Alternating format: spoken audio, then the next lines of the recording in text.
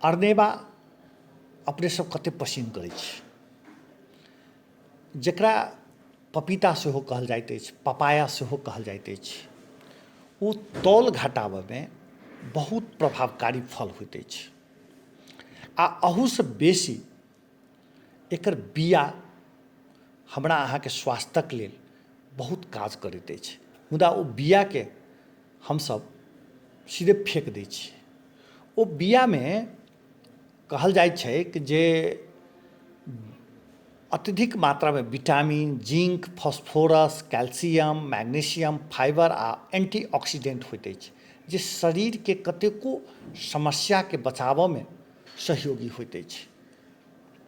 बाजारमे अरनेबाक बियाक मूल्य करीब 2000 रुपैआ अछि। तऽ चली एकर किछु फायदा सब पर चर्चा करी। डायबिटीजमे सेहो ई बहुत प्रभावकारी होइत अछि एकर बिया। सामान्यतया दवाइसँ डायबिटीजके नियंत्रण नहीं कयल जा सकैत अछि।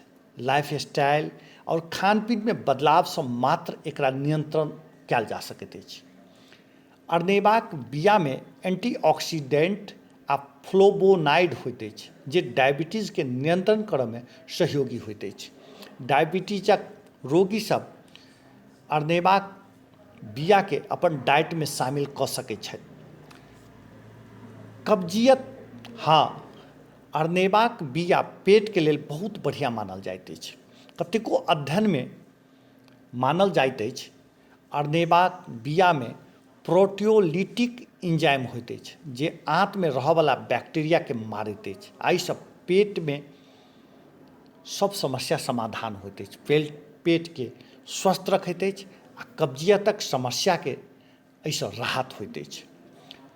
यदि अहाँक शरीरमे बढ़ल अछि कोलेस्ट्रॉल, तकरा नियंत्रण सेहो ई करैत अछि।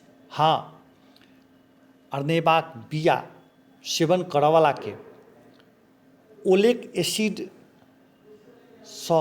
बहुत समस्या समाधान होइत अछि, जेकि एहि बियामे होइत अछि। ई खराब कोलेस्ट्रॉलके कम करऽ आ बढ़ऽ नहि देबऽमे मददगार होइत अछि।